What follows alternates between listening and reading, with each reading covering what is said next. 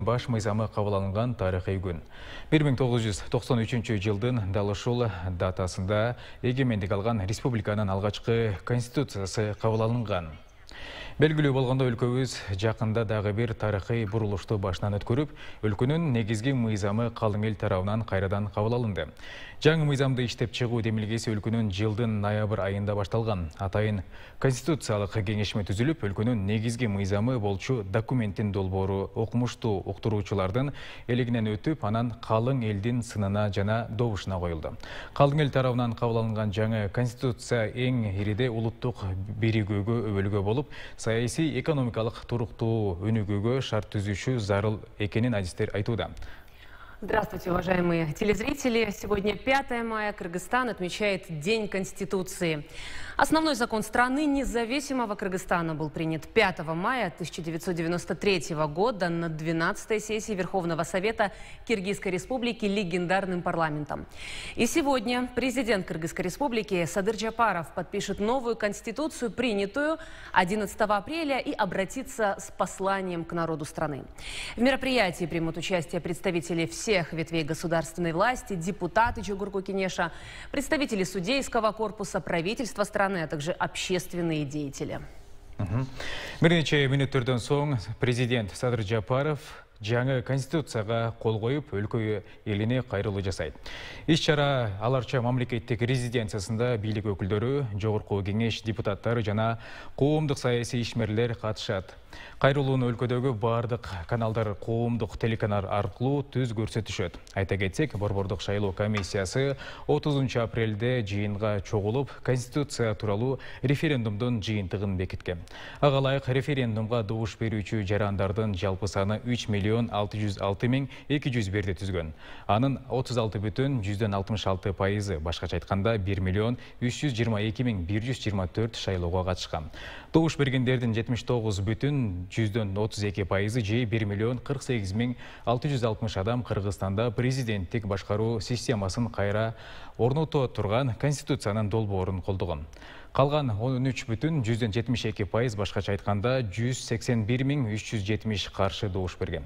Конституциялык реформаны жактагандар Кыргызстанда 10 январдагы референдумда шайлоочулардын 90% президенттик башкаруу системасын колдошконун, ага жараша жаңы баш мыйзам иштелип чыкканын белгилеп кетишет. Уважаемые телезрители, ну а мы напоминаем, что мероприятие сегодня будет проходить в государственной резиденции Аларча. Мероприятие будет транслироваться в прямом эфире общественного первого канала, телеканала Алато-24, а также Биринчи радио и Кыргыз радио СУ. Ну и поскольку в стране все еще сохраняется напряженная эпидемиологическая ситуация, мероприятие организовано с соблюдением всех необходимых санитарно-эпидемиологических требований. И вот сейчас несколько слов о том, что предшествовало сегодняшнему событию. Напомним, 20 ноября было создано Конституционное совещание. Этот орган проводил обсуждение концепции совершенствования основ конституционного строя, прав и свобод человека и гражданина, системы государственной власти, оптимизации и разграничения полномочий между ветвями государственной власти, а также других вопросов. По итогам обсуждения в Чугурку-Кенеш были внесены предложения по проекту закона Кыргызской Республики о Конституции. И позже, 10 января, наряду с выборами президента состоялся и референдум по определению формы правления государства. Тогда большинство граждан, принявших участие в выборах, проголосовало за президентскую форму правления. А в марте депутаты Чугурку-Кенеша одобрили во втором и третьем чтениях законопроект о назначении референдума по проекту закона о Конституции. Ну и вот буквально недавно состоялся референдум по новому проекту Конституции. Большинство проголосовавших именно выбрали новую Конституцию. Тем образом они проголосовали за президентскую форму правления. Итак, уважаемые телезрители, ну а сейчас мы уже передаем слово в государственную резиденцию Аларча. Напомним, именно там сегодня президент подпишет основной закон, новую конституцию и обратится с посланием к народу страны.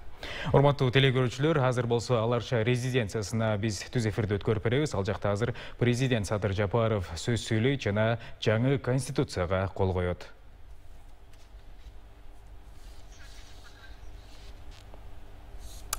Ну и мы напомним, что ранее ЦИК объявил официальные итоги референдума. Вот по данным Центра избиркома в референдуме приняли участие больше 1 322 000 граждан. За новую конституцию проголосовали без малого 80% избирателей.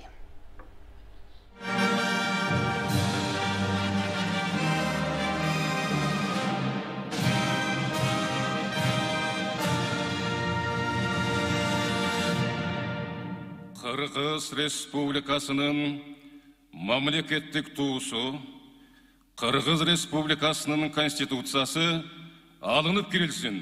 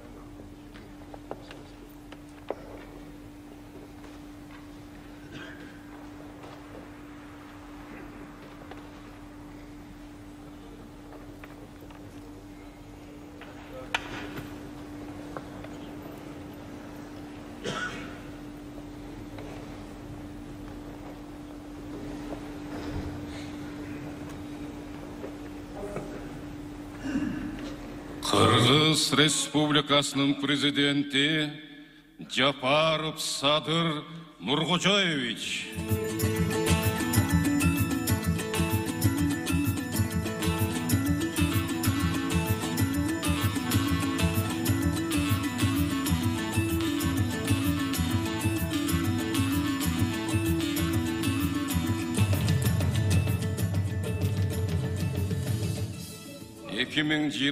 жылдың 11 апреліндегі референдумдың жиынтығыменен тағыныштыру үшін Қырғыз Республикасының шайлоо жана референдум өткөрүү боюнча Борбордук комиссиясынын төрайымы Шайылдабекова Нуржан Кармабековна чакырылат.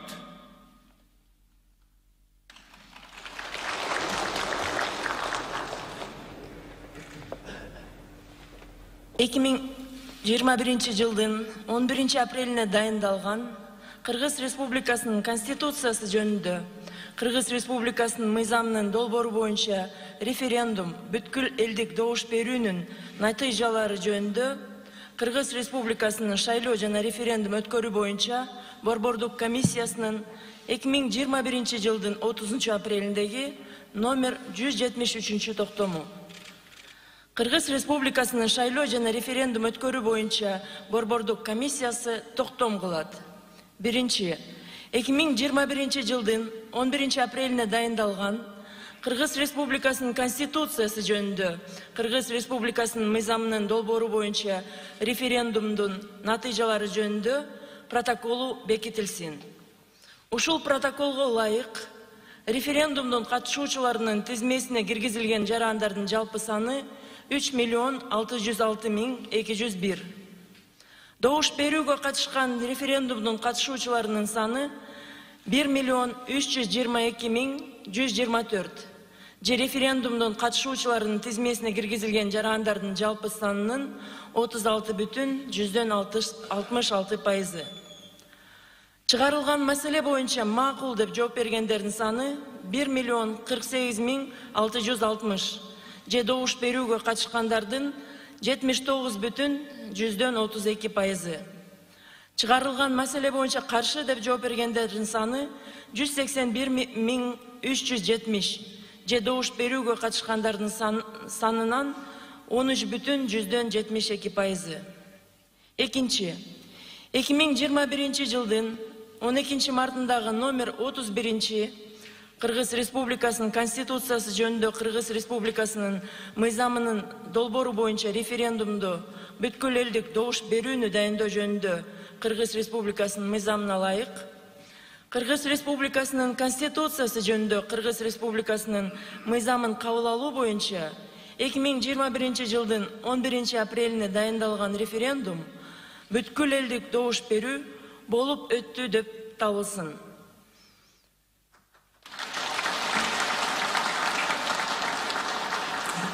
Үчүнчү, 2021 жылдын 12 мартындагы номер 31 Кыргыз Республикасынын мыйзамына ылайык долбоору Кыргыз Республикасынын Жогорку Кеңеши тарабынан референдумга бүткүл элдик добуш берүүгө чыгарылган жана 2021 жылдын 19 мартындагы номер 21-22 Эркин-Тоо газетасына жарыяланган Кыргыз Республикасынын Конституциясы жөнүндө Кыргыз Республикасынын мыйзамы кабыл алынды деп таанылсын.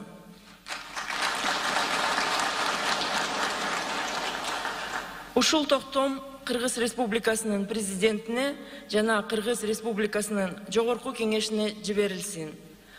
Ушул токтом Эркин-Тоо газетасына жана Кыргыз Республикасынын шайлоо жана референдум өткөрүү боюнча борбордук комиссиясынын расмий сайтына жарыялансын.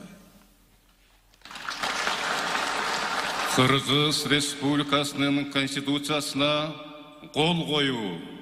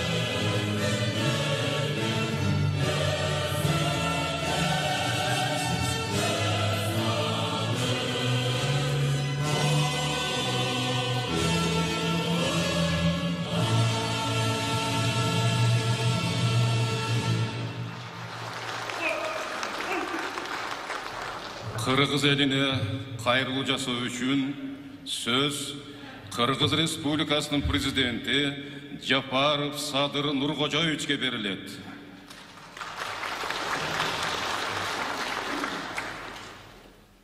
Урматтуу кыргызстандыктар, кадырлуу калайык калкым, киндик каны тамган ала тоосунан алыста, чет жерде, чет өлкөлөрдө жашап жаткан бир боор агайын тууган эже карындаштарым. Мен бүгүн тагдырдын буйругу менен, эл журтумдун эрки менен алдыңарда туруп, баш мыйзамга, конституцияга кол койдум. Силердин ар бириңерге, жаш кары дебей, ар бир уул кызыбызга кайрылып жатамын. Кыргызстандын аймактык бүтүндүгүнө жана коопсуздугуна коркунуч туудурган окуяларга күбө болдук. Тынчтыкты жана стабилдүүлүктү сактап калуу үчүн тийиштүү чаралар көрүлдү.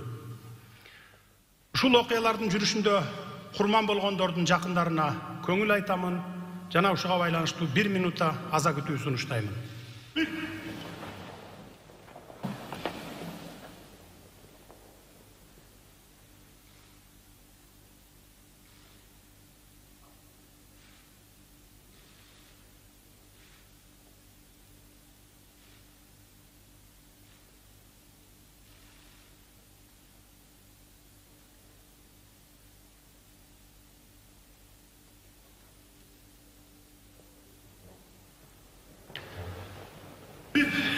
Бул окуялардын жүрүшүндө жабыр тарткан жарандарыбыз мамлекет тарабынан ар тараптуу колдоого алынат. Жабыркаган айыл-кыштактарды тез аранын ичинде калыбына келтиребиз. Атпай журт айттырбай туюп, көрүп билгенди мен да байкап, көрүп билип турам. Ошол эле учурда азыркыдай экономикалык абдан оор кырдаал, кризистик жагдай мага чейинки бир дагы президенттин шыбагасына жазылган эмес. Эңшерилген экономика, түү түшкөн казына, ал тургай казынаны 20 миллиард дефицити менен алдым.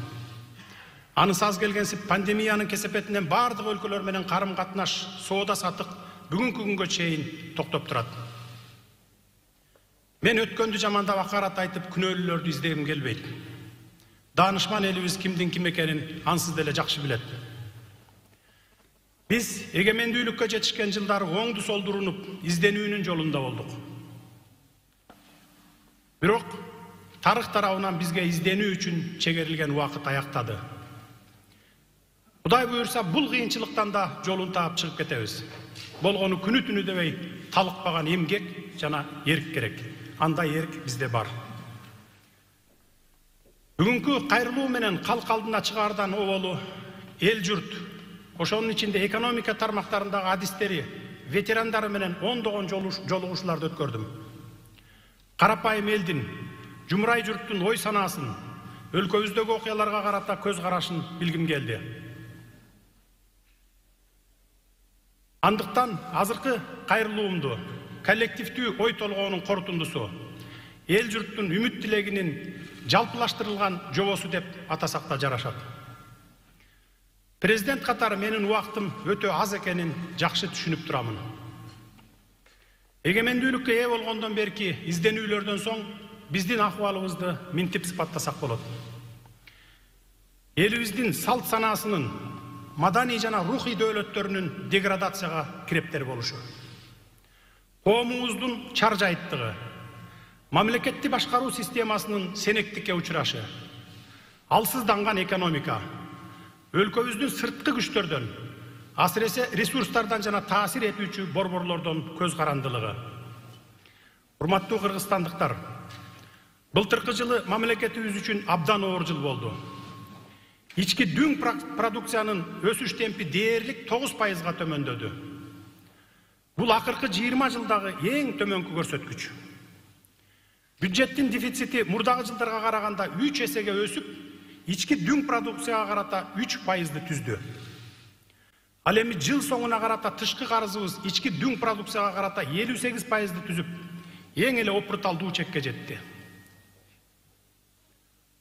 Улуттук кызыкчылыктарды коргобостон, инвестицияны кор тутуунун натыйжасында стратегиялык тармактарыбыз, энергетика жана тоо кен тармактары жабыркады. Айыл чарбасы майда товар өндүрүүнүн деңгээлинен көтөрүлө албай, өнүмдүүлүгү төмөн. Экономикалык кыйын кырдаал элибиздин социалдык абалын күн санап оорлотууда. Биз билекти түрүнүп, белди бекем бууп, алдыга карай иш аракеттерибизди күчөтүшүбүз керек. Жакын арада шайлоо тууралуу конституциялык мыйзамдын долбоору Жогорку Кеңештин кароосуна жөнөтүлөт. Бул жолку шайлоонун таза өтүшүн камсыздоо милдети турат. Анткени административдик кийлигишүүгө тыюу салганыбыз менен добуштарды сатып алуу сындуу көрүнүштөр кечеки жергиликтүү шайлоолор маалында байкалды. Мындай көрүнүштөрдү түп тамырынан бери жок кылабыз. Буга күчүбүз да, эркибиз да жетет. Мен ишенем, Борбордук шайлоо комиссиясы жергиликтүү шайлоолор боюнча адилеттүү чечим чыгарат деп. Биз добуш сатып алуу жолу менен шайланып келүү мүмкүн эмес экендигин эскертип, мындан ары элге да, саясатчыларга да сабак болушун далилдешибиз керек. Экономикалык өсүштү камсыздоо үчүн бир нече милдетти ишке ашыруу зарыл. Биринчи милдет — мамлекетке инвестициялардын агымын жогорулатуу жана экспорттун көлөмүн көбөйтүү.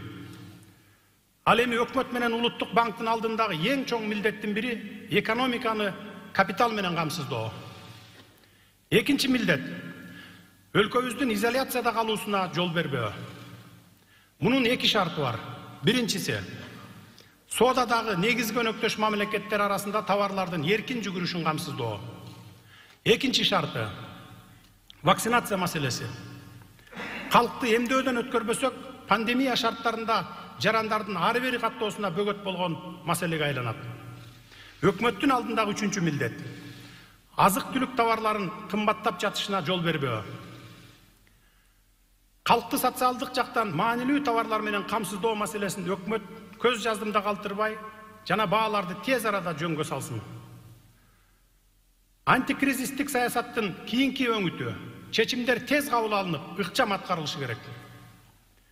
Министрлер кабинетинен чукул кырдаалдын режиминде күнү-түнү иштөөсүн талап кыламын.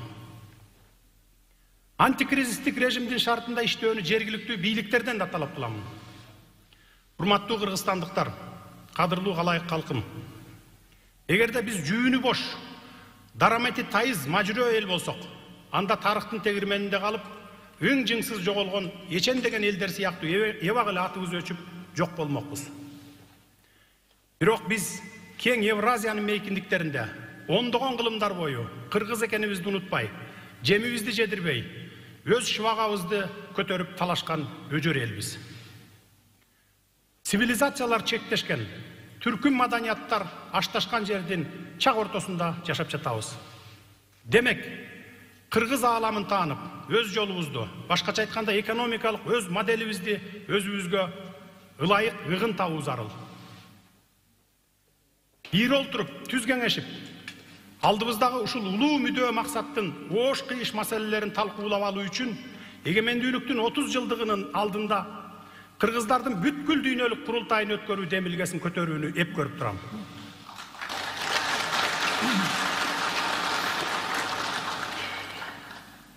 Ар бир эл өзү аздектеп ардактаган дөөлөттөрдүн негизинде гана өз турмушун уюштурат. Биздин эл эзелтеден туу тутуп жашаган эки баалуулук бар. Алар эркиндик жана акыйкаттык. Баарыбыз чогуу жакында эле анык көрдүк. Күн сайын көрүп жатабыз. Эл адилетсиздикке чыдай албайт. Укуктарын чектеген жашоого макул эмес. Биз табигый башкаруу, улутубуздун табиятына жараша башкаруу концепциясын киргизебиз. Анын негизги жобосу ар кандай чечим кабыл алуудан мурда жарандардын кызыкчылыктарын алдын ала макулдашып алуу. Дал ушул себептен улам биз Конституцияга курултай институтун киргиздик. Бүгүнкү кабыл алынган Конституцияга ылайык кадр саясатынын эффективдүү болуусу үчүн жана мамлекеттик кызматкерлерге социалдык пакеттердин каралышын эске алуу менен келечек программасын иштеп чыгып, жакын арада сунуштоону тапшырдым. Кыска мөөнөттүн ичинде жалпы мамлекеттик аппараттын ишин кайра карап, түп тамырынан бери реформалап, кесипкөй жана коомдун кызыкчылыктары үчүн кызмат кылууга ылайыкталган аткаруу бийлигинин системасынын жаңы моделин курабыз. Биздин республиканын экономикалык өнүгүүсүнүн мындан аркы пландары жөнүндө көз карашымды билдирүүгө уруксат этиңиздер.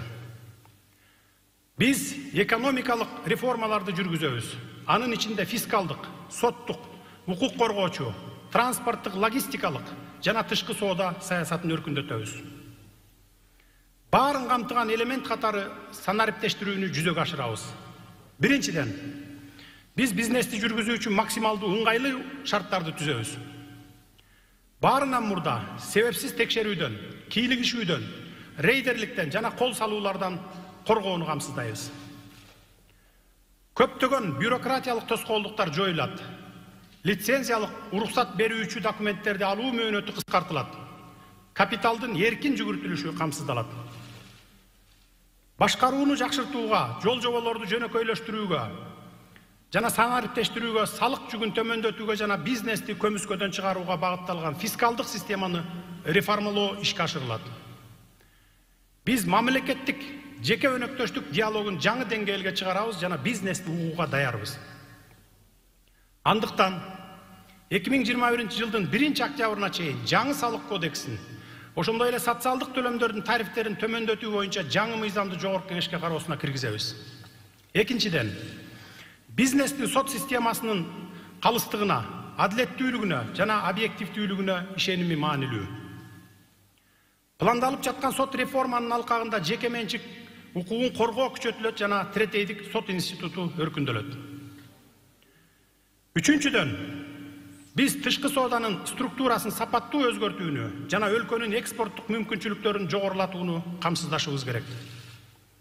Тышкы соода операцияларын жүргүзүү бизнес үчүн ыңгайлуу, тез жана жөнөкөй болот. Ошондой эле транспорттук, логистикалык интеграцияны камсыз кылуу, атамекендик продукциянын сыртка чыгуудагы көйгөйлөрүн чечүү маанилүү. Республикабыздын аймагы аркылуу өткөн эл аралык темир жолдорго интеграцияланган темир жол системасынын жоктугунан өлкөбүздүн транзиттик потенциалы өнүкпөй жатат. Андыктан бир алкак, бир жол долбоорунун алкагында Кытай, Кыргызстан, Өзбекстан темир жол магистралын куруу пландалууда. Бул долбоорду ишке ашырууну тездетебиз. Биз заманбап шарттары бар мультимодалдык негиздеги жүк ташуучу авиахаб түзүү мүмкүнчүлүгүн карайбыз. Ага жер бөлүп беребиз. Төртүнчүдөн, экономикага түз инвестицияларды тартуу керек. Ошондой эле эл аралык өнөктөштөрдүн колдоосун өөрчүтүү зарыл. Бюджеттин мүмкүнчүлүктөрү чектелүү. Ошондуктан жаңы долбоорлорду ишке ашыруу жана инфраструктуралык базаларды калыбына келтирүү үчүн түз инвестицияларды жана сырткы жардамдарды тартуу маанилүү. Бул кадамдардын мамлекеттин стратегиялык максаттарына жана милдеттерине шайкеш келиши абзел. Биринчиден, мамлекеттик активдерди колдонуунун натыйжалуулугун жогорулатуу зарыл. Мамлекеттик менчикке караганда жеке менчик ээси натыйжалуу иштей тургандыгын экономикалык реалдуулук ырастады. Биздин милдет мамлекеттик ишканаларда кайра реструктуризация жүргүзүп, келечекте жеке менчикке өткөрүү. Ал эми стратегиялык объектилерде кызмат көрсөтүү сервистерин менчиктештирүү керек. Мамлекеттик мүлк фонду бул ишти аяктагандан соң жоюлушу кажет. Менчиктештирүүгө жатпаган мамлекеттик мүлктөрдү болсо министрликтерге жана ведомстволорго жергиликтүү өз алдынча башкаруу органдарына өткөрүп берүүсү керек. Бул жумушту аткаруу үчүн 1 жыл жетиштүү деп ойлойм. Жогоруда аталган реформалар экономиканын приоритеттүү секторлорун, энергетиканы, тоо-кен тармагын, айыл чарбасын өнүктүрүүгө мүмкүндүк берет. Энергетика сектору ири инвестицияларды талап кылган технологиялык модернизацияга муктаж. Максатыбыз электр жана жылуулук энергиясы менен үзгүлтүксүз жабдууну жана өлкөнүн энергетикалык коопсуздугун чыңдоону камсыз кылуу. Энергияны керектөөнүн өсүшү жаңы кубаттуулуктарды ишке киргизүүнү жана энергиянын башка экологиялык жактан таза түрлөрүн пайдаланууну талап кылат. Айыл чарбасын өнүктүрүү үчүн жер реформасын жүргүзүү жана жер ресурстарын башкарууну модернизациялоо талап кылынат. Жерлерди башкаруу институттарын чыңдап, жер рыногун калыптандырууну аягына чыгаруубуз зарыл. Республиканын жер фондун инвентаризациялоо, жер кадастрын жаңылоо жүргүзүлөт.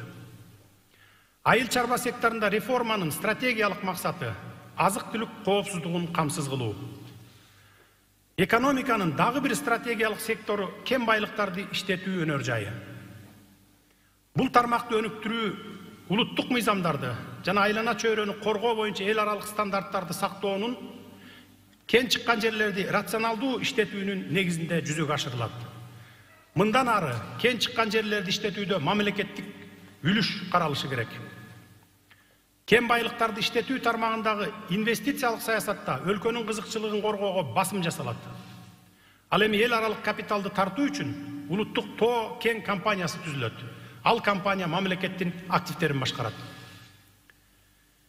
Бирок экономика кен байлыктарды пайдалануу жана стратегиялык салттуу тармактардын эсебинен гана өнүкпөшү керек. Азыркы заманда илимге таянган алдыңкы технологияларга жана инновациялык өндүрүшкө инвестиция салуу өтө актуалдуу. Атаандаштык күчөгөн, анан калса тез өзгөрүп жаткан дүйнөлүк экономиканын шартында креативдүү идеялардын мааниси чоң. Учурда өлкөдөн чыкпай туруп эле каалаган дүйнөлүк компанияларга онлайн иштеп, өзүңө да, өлкөгө да пайда келтирсең болот. Мисал катары айта кетейин. Кыргызстанда ийгиликтүү иштеп жаткан жогорку технологиялар паркынын резиденттеринин кирешеси 5 жыл ичинде 10 эсеге өскөн. Алардын кызматын пайдаланган кардарлар дүйнөнүн 30дан ашуун өлкөсүнүн өкүлдөрү. Мамлекет мындай демилгелерди көбүрөөк колдоого жана алардын өнүгүшүнө көмөк көрсөтүүгө тийиш. Жаштарды колдоого алсак, алардын креативдүү потенциалын ачууга жана дүйнө жүзүндө талап кылынган инновациялык продуктлардын генерациясына түрткү берген болобуз. Ошол эле учурда экономика жаратылыш ресурстарына көз каранды. Акыркы жылдары жаратылыш бизге суунун түгөнгүс байлык эмес экендигин дагы бир жолу эске салды. Климаттын өзгөрүү тенденциясы мөңгүлөр эрип, алардын аянтынын кыскарышы менен байланыштуу. Сууну керектөөнү оптималдаштыруу максатында сууну үнөмдөөчү технологияларды киргизүү, инфраструктураны калыбына келтирүү, суу коллекторлорун куруу зарыл. Бул багытта глобалдык экологиялык жана климаттык фонддордун мүмкүнчүлүктөрүн пайдаланууга аракет жасашыбыз керек. Өнүгүү ресурстары улуттук программасынын алкагында суу маселесинин үстүндө олуттуу иш жүргүзүү зарыл. Биз ар дайым мамлекеттин көңүлү адамга бурулушу керек деп айтып келебиз. Ошол эле учурда адам коомсуз жана коомдон тышкары жашай албайт. Адамдын приоритети бул өзүнүн эркин экенин, корголгонун, өнүгүү мүмкүнчүлүктөрү бар экенин сезиши керек. Үй бүлө коомдун негизи. Өлкөнү өзгөртүүнү үй бүлөдөн баштообуз зарыл. Салттуу үй бүлөлүк мамилелерди бекемдеп, нарктуулугубузду сактап калуубуз керек. Ааламдашуунун шарттарында өз жүзүбүздү сактап калуу эң маанилүү милдеттерибиздин бири. Ушуга байланыштуу дагы бир маанилүү кадам катары Конституцияга ушул маселелер менен да алектене турган мамлекеттик катчы институтун атай киргиздик. Алдыбызда Кыргыздын философиялык, тарыхый мектебин, тарыхый жана маданий мурастардын платформасын түзүү маселелери турат. Бүгүнкү күндө 100га жакын этностун жана этностук коомчулуктардын өкүлдөрү жашап, мамлекетибиздин өнүгүшүнө салым кошуп келе жатат. Биздин негизги ураан бирдиктүү эл, өнүккөн өлкө. Мамлекетибизде диний көптүрдүүлүк да орун алган. Учурда 30дан ашык конфессиянын өкүлдөрү бар. Мамлекет дин менен кызматташып, коомубуздун келечекте тынч жана бакубат өнүгүүсүн камсыздашы керек. Ар бир жарандын, башка жарандардын ишенимин сыйлоо жана маданиятын өздөштүрүшү келечек үчүн маанилүү. Элибиздин биримдигин, ынтымагын камсыздоо мамлекеттик саясаттын эң маанилүү багыттарынын бири. Баарынан мурун аялдардын өзгөчө ролун баса белгилегим келип турат. Заманбап билим берүү жана балдарды коргоо системалары аялдарды үй иштеринен бошотот. Бирок аял затынын эң маанилүү функциясын, көзгө көрүнбөгөн ишин эч ким алмаштыра албайт. Биз баалуулуктарды жараткан институт катары аялдардын коомдогу ролун жаңыртып, күчөтүшүбүз керек. Ума эне культун калыбына келтирип, күчтүү муундун пайдубалын түптөө керек. Ошол себептен эне жана баланы камкордукка алуу, колдоо жана коргоо багытында улуттук программаны жана долбоорлорду тез арада ишке киргизүүнү тапшырдым. Кыргызды дүйнөгө тааныткан акындык, төкмөлүк, манасчылык институттарын, мындан сырткары улуттук көркөм өнөрдү, кыргыз адабияты менен киносун колдоого алып өнүктүрүү зарыл. Коомдук телерадио компанияны реформалоо керек. Сырттан маалыматтык технологияларды алып келүү аркылуу телерадио компанияны Кыргызстанды тааныта турган глобалдык медиа долбоорго айландырса болот. Кыргыз дүйнөсүн сактап калууда кыргыз тилинин орду өзгөчө. Мамлекеттик тилди өнүктүрүү программасы мамлекеттик саясаттын милдеттүү элементи болот.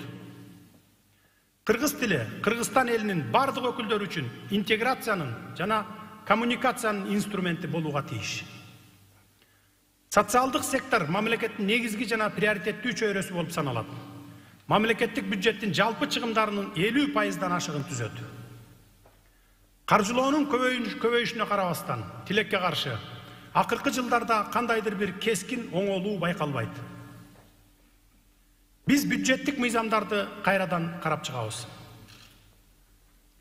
Пандемия дээрлик бардык тармактарда, өзгөчө социалдык тармакта биздин системалуу көйгөйлөрдү ачык көрсөттү. Дүйнө жүзү боюнча пандемия тез өзгөрүүлөрдүн катализатору болду.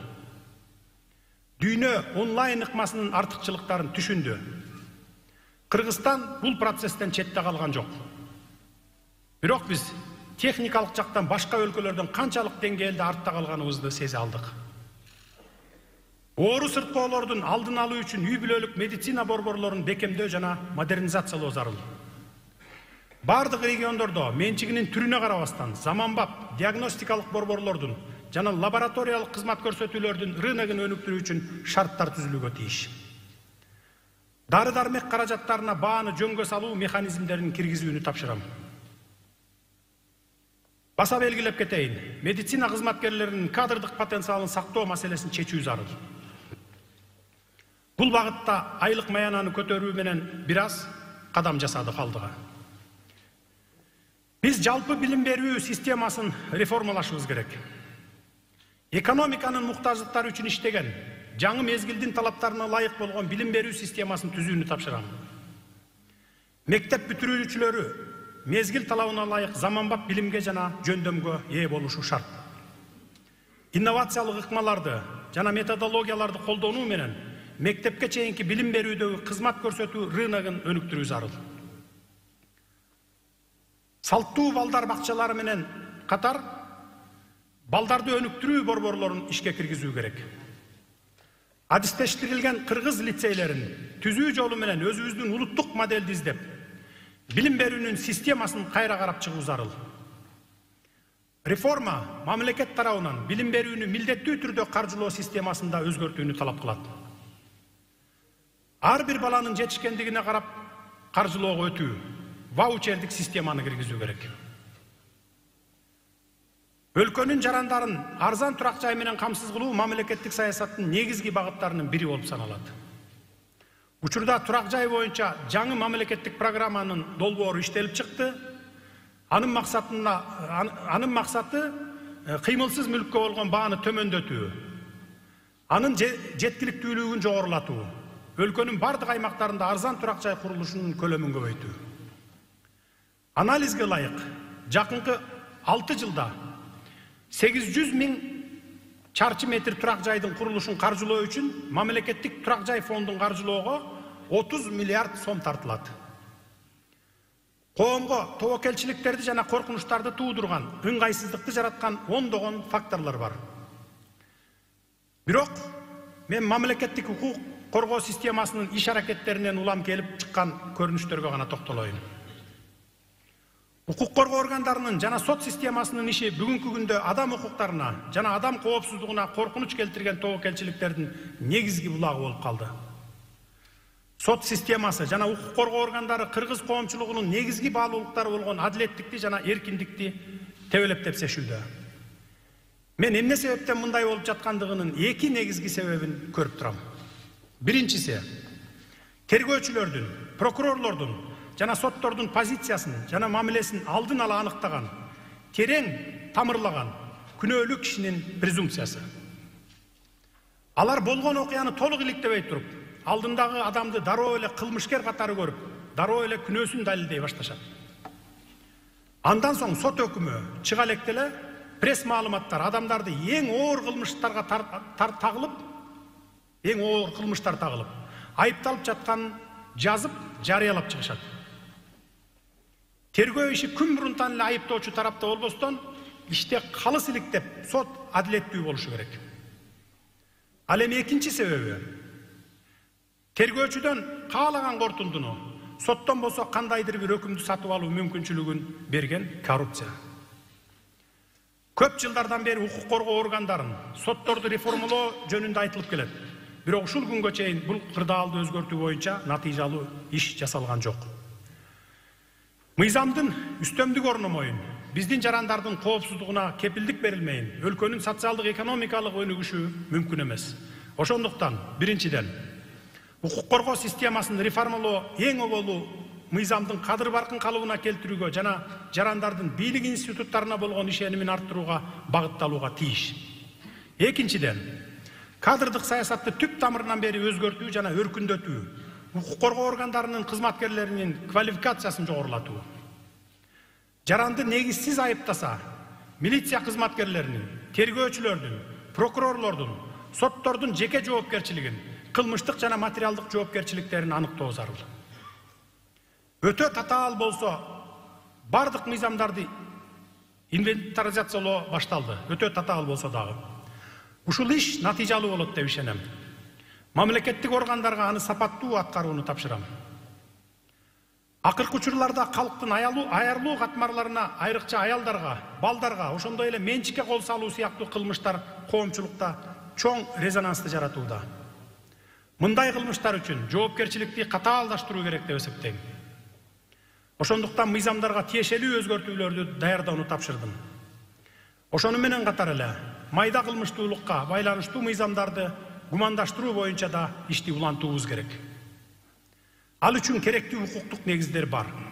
Тергөөнүн жана соттун мындай кылмыштарды туура квалификациялоосуна жетишүү керек.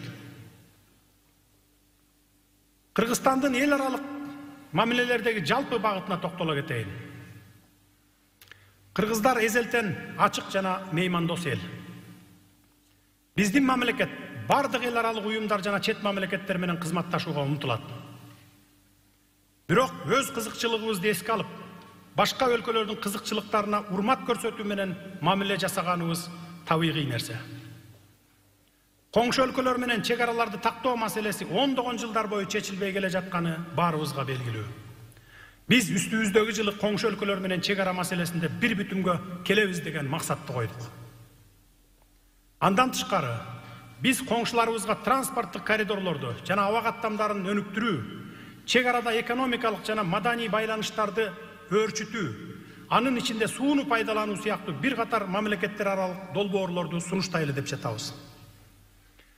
Бүгүнкү күндөгү алдыңкы жана конкреттүү тышкы саясат долбоору саналган Евразия экономикалык биримдиги менен кызматташууну тереңдетебиз.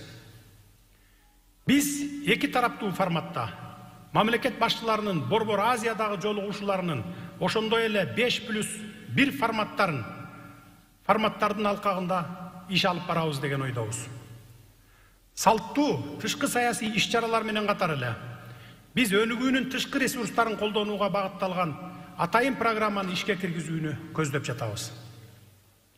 Кыргызстандыктардын дүйнөлүк алдыңкы университеттерде билим алуу жана чет өлкөлүк адистердин Кыргызстандын билим берүү мекемелеринде окутуу мүмкүнчүлүктөрүн кеңейтсек дейбиз.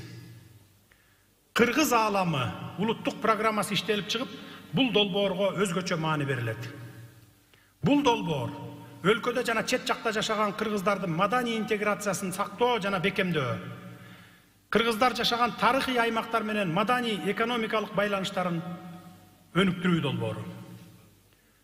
Жогоруда белгилегенимдей, биз кыргыздардын дүйнөлүк курултайын өткөрүү тажрыйбасын жана Кыргыз форумунун туруктуу иштөө механизмдерин жандандырабыз. Ошол эле убакта өлкөнүн коргонуу жөндөмүн бекемдеп, экстремизм менен терроризмдин жана эл аралык кылмыштуулуктун алдын алуу жана аларга бөгөт коюу боюнча зарыл чараларды көрөбүз. Куралдуу күчтөрдө олуттуу өзгөрүүлөрдү ишке ашыруубуз зарыл. Муну армиянын реформасы деп атасак болот. Анын эки негизги багытына токтолоюн. Куралдуу күчтөрдү толуу шарттарда аскердик операцияларды жүргүзө ала тургандай, технологиялык жактан толук жабдылган атайын бөлүктөрдүн принцибине ылайык уюштурушубуз керек. Экинчи жагынан биз элдик кошуундарды түзүүгө өтөбүз. Бул система чек ара аймактарында жашаган калктын жогорку мобилизациялык даярдыгын, аскердик коркунучтар жана кол салуулар маалында олуттуу күчтөрдү топтоо мүмкүнчүлүгүн камсыз кылат. Башкаруу системасын өзгөртпөсөк, анда биз аныктаган иш аракеттердин планы ишке ашпайт. Жаңы баш мыйзам мындай өзгөрүүнүн пайдубалын түптөдү. Президенттин жана өкмөттүн аппараттарынын бирин-бири кайталоосу жакынкы күндөрдө, жакынкы арада жоюлат. Аткаруу бийлигинде 4 багытта башкаруу блогу болот. Биринчи, министрлер кабинети элдин жашоосун жакшыртууну камсыз кыла турган үзгүлтүксүз жана натыйжалуу иштешин уюштурат. Экинчи, коопсуздук кеңеши коопсуздукту камсыз кыла турган жана кризистик кырдаалдарда иш алып бара турган түзүм болот. Үчүнчүсү, туруктуу өнүктүрүү боюнча улуттук кеңештин жана анын катчылыгынын базасында өлкөнүн өнүгүүсүн башкаруу системасы түзүлөт. Бул түзүм стратегиялык маселелер, ири инвестициялык долбоорлор, реформаларды даярдоо жана аларды ишке ашыруу, ошондой эле улуттук программаларды көзөмөлдөө менен алектенет. Төртүнчү, биз улуттук маданиятты, илимди жана билим берүүнү өнүктүрүү, кыргыз коомун кайра идентификациялоо, улуттук кайра жаралуу, кыргыз диаспоралары менен өз ара байланышуу маселелерин өзүнчө блокко камтыйбыз. Бул багытта мамлекеттик катчы иш алып барат. Анын иш милдеттерине идеология, таалим-тарбия, жарандык коом менен өз ара кызматташуу, этностор аралык жана конфессиялар аралык ынтымактык маселелери кирет. Бүгүн мен кыскача айткан сунуштар менен көрсөтмөлөр президенттин өлкөнү орто мөөнөттүү мезгил ичинде өнүктүрүү стратегиясында камтылган. Өнүгүү стратегиябыз даяр. Мен аны министрлер кабинетине тапшырам. Министрлер кабинети стратегияны ишке ашыруу программасын саналуу күндөрдө жогорку кеңештин кароосуна киргизет. Мен жыл сайын жалпы элдик курултайдын алдында президенттин иш аракеттер планынын аткарылышы жөнүндө отчет берип турууга ниеттенип жатам. Элибиздин татыктуу жашоосун, алардын коопсуздугу менен укуктарын камсыз кыла алабыз деген бекем ишенимдемин. Биз сиздер менен мамлекеттин саясий турмушун гана турукташтырбастан экономиканы, коомдун жашоосун жакшыртууга умтулабыз. Жаркын келечекке карай аракеттенүү процесси башталды. Коомдун бардык тармактарынын, жалпы кыргыз элинин колдоосуна ишенем. Жалпы элибиз менен бирдикте эл талап кылган иш-чараларды аткарууга менин күчүм жана эрким жетет. Биздин сапар келечекке, татыктуу жашоого, өсүп өнүгүүгө карай улуу сапар деп терең ишенем. Мындай мүдөө максатты кыргыз эли өз тарыхында бир эмес, бир нече жолу ишке ашырган. Биз дагы сиздер менен биргеликте бул максатты ишке ашырабыз. Ылайым жараткан жар болуп, Кыргызстан тез өнүгүү жолуна түшүп, өнүккөн мамлекеттердин катарына кошулсун. Көңүл бурганыңыздарга рахмат.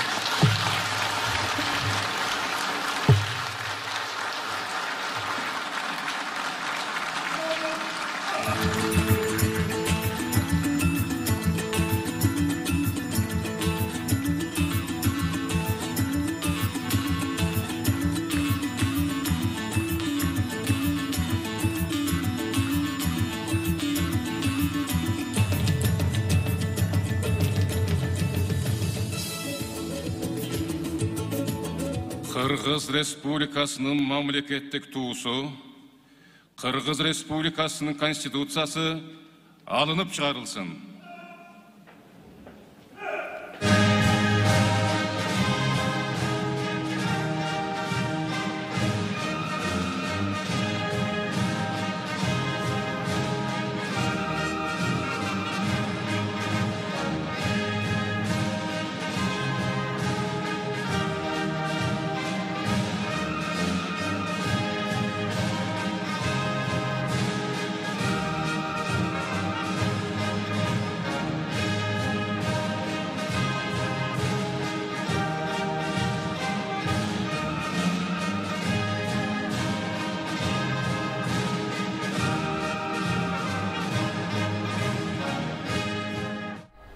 Урматтуу телекөрүүчүлөр, президент Садыр Жапаров жаңы баш мыйзамга кол коюп, өлкө элине кайрылуу жасады. Иш-чара мамлекеттик резиденцияда бийлик өкүлдөрү, өлкө депутаттары жана ошондой эле коомдук саясий ишмерлердин катышуусунда болуп өттү.